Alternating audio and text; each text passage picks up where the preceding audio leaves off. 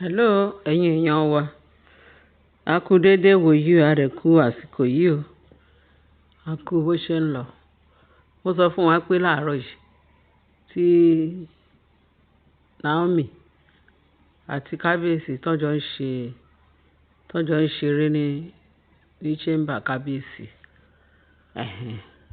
So torí kò tí ìyá tí Naomi máa lọ sí chamber nítorí wọ́n ń renovate. Nǹkan táwọn àwọn ìyá àgbà ìyá yẹn tán bàjẹ́ nínú ilé Naomi. So wọ́n renovate so kò tí wọ́n ò tí ṣetán láti padà sí Royal Manor. So ó wà ní ààfin Kábíyèsí, ó wà ní chamber Kábíyèsí. So láì fọ̀rọ̀ gùn ṣá, gẹ́gẹ́ bá ṣe sọ ni Naomi àti Kábíyèsí wọ́n ṣà ń ṣeré ìfẹ́. Bó ṣe bá wọn yẹn ilé ìtàn pè ní Tóbi kò lọ sílẹ̀kùn mọ́ wọn lójijì. Mo sọ fún wa pé gbogbo ó ṣe ń jàporó tó bínú tó lọ sọ fún àwọn ẹgbẹ́ pé òun ká Kábíyèsí àti kiri wọ́n ṣeré ìfẹ́, wọn bá wọn ṣeré ìfẹ́, wọ́n ṣe gbá wọn bá wọn ṣe. Pé so gbogbo nǹkan tí ó yẹ kí gbogbo wọn máa gbádùn Naomi nìkan ló ń enjoy ẹ̀. Wọ́n ní ẹni tó ń wàwá kó wà ojú ẹ̀ máa rí ìrìkúrì. Tó yẹ pé kò lọ wọ inú kinní lọ bá wọn, hypertension náà ni wọn, hypertension yẹn náà kó máa continue. Tó ń bá ṣọ́ra hypertension yẹn á pa wọ́n. Gẹ́gẹ́ bá ṣe ń sọ. Nọ́bá ni nígbà tí Kábíyèsí tóun àti Naomi wọ́n ṣàkó gbogbo rògbòdìyàn wọn. Gbogbo wọn bẹ̀rẹ̀ sí ní jàporó àwọn olórí ni mò ń sọ tó kù. Àwọn Kábíyèsí wá sọ fún Naomi ṣé o mọ nǹkan tó máa ṣẹlẹ̀ ó yá lọ múra. Òun náà máa múra kájọ ṣeré lọ. Láti fẹ́ ṣeré. Ìgbà tí Tádé ní káwọ̀ tó dé láti school pé àwọn àti ṣeré lọ wọ́n ti dé pé kò tí ẹ̀ pẹ́ ó jìnnà Kábíyèsí ni. Òun àti ó fẹ́ gbé ẹ jáde kóun lọ ṣe kájọ lọ ṣeré jáde. Nọ́bá ni Naomi àti kò pẹ́ kò jìnnà Kábíyèsí ti ṣíwájú Naomi múra tán. Ṣé mo gbé ẹni tó ń tọ́mọ lọ́wọ́ kó tó ṣètò àwọn ọmọ kó tó sọ pé yá kó tó sọ fún àwọn ọmọ ìdọ̀kọ̀ tó ń fẹ́ ṣe. Wọ́n ní Naomi ṣáà take care àwọn ọmọ, ó ṣe everything. Ó wá sọ fún Kábíyèsí wá bẹ̀rẹ̀ sí ní ó tí ì ṣe tán ni. Ó ní pé òun náà ti fẹ́ ṣe tán.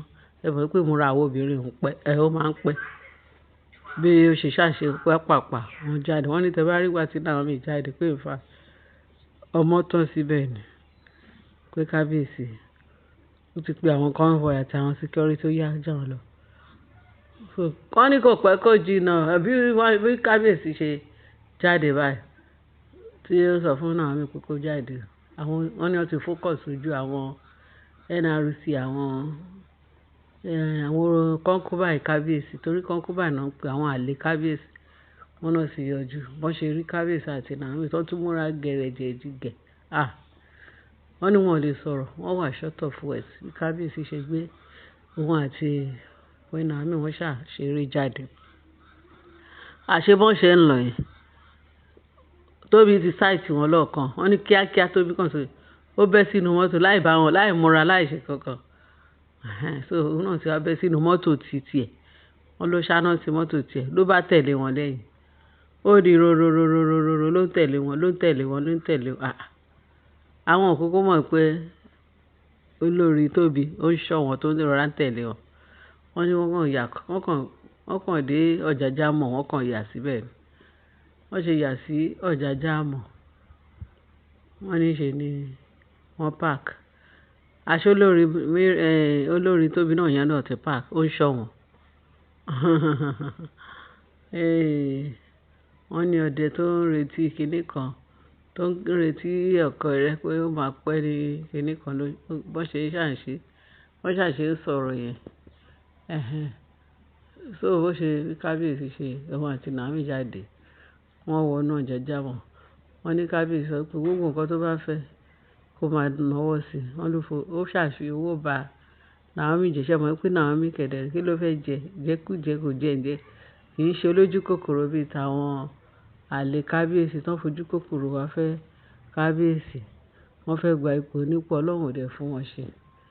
Now wọ́n ní kábíyèsí nǹkan tó fẹ́ kó discover kó sọ ó máa fowó ba ẹ̀ jẹ́ ó máa fi tọ́jú ba ẹ̀ jẹ́ ó máa ṣe everything.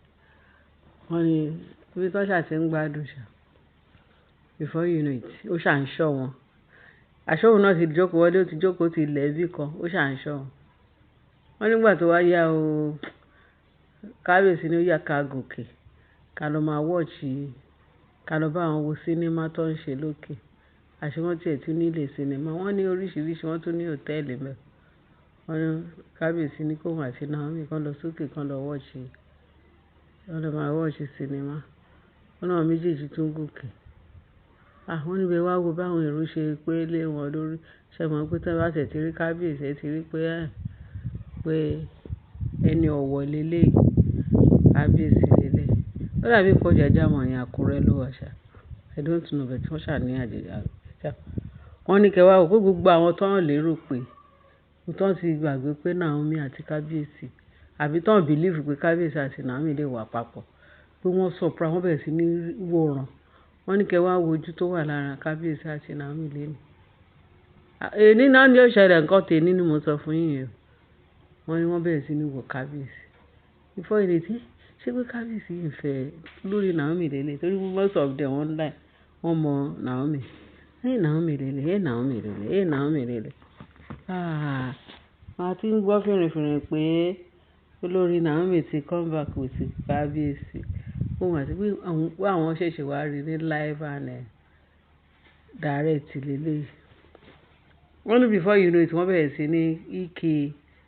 Ẹ mọ̀ pé wọ́n like Naomi tẹ́lẹ̀ Akíríṣóre ni wọ́n mọ Naomi bẹ́ẹ̀ ni mọ̀ ó.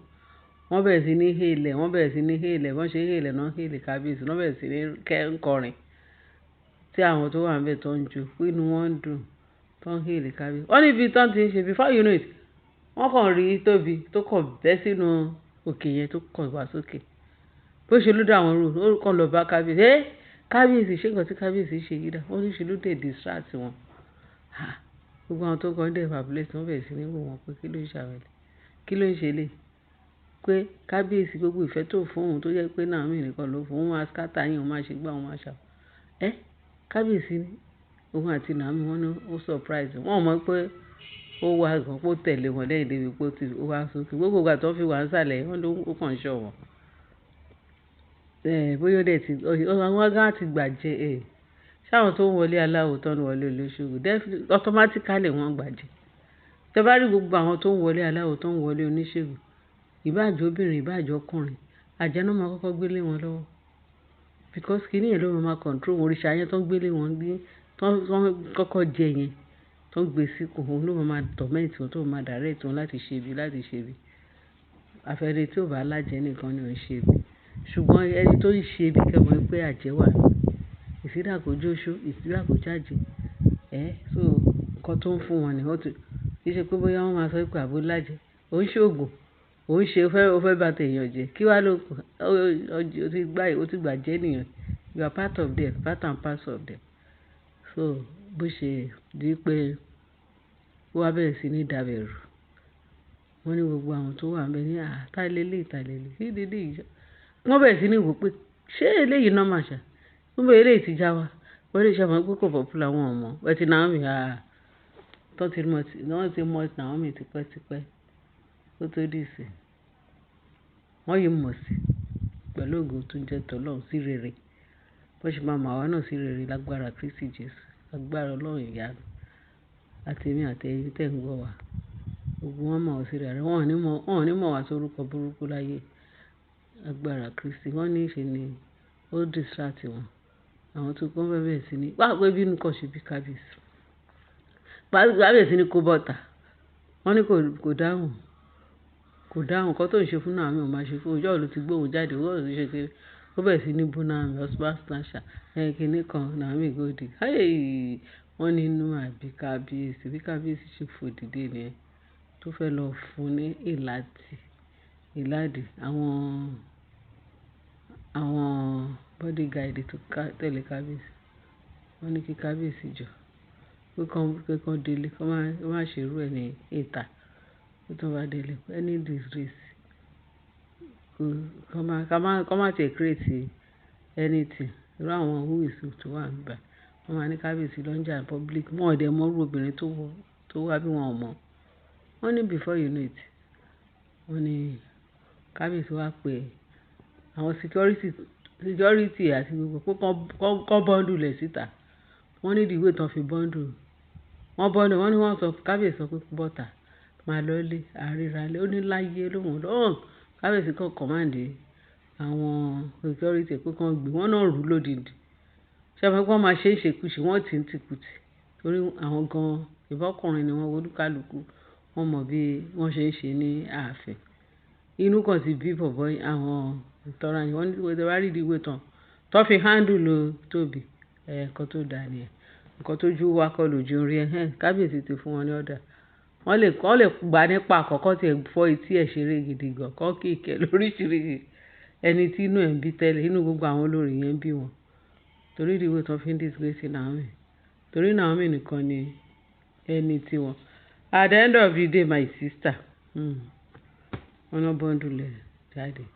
Story yẹn gùn. Mo yìí máa fún yín ní the next episode. Ẹ ṣé gan. Ẹ bá fi lè sínú comment. Kẹ́ bá share, kẹ́ bá like, kẹ́ dẹ̀ bá subscribe. Kó tó go bá ń jẹ́ tọ́lọ́, a máa mú another details wá fún yín. Jésù Olúwa wa. Amen. Thank you very much.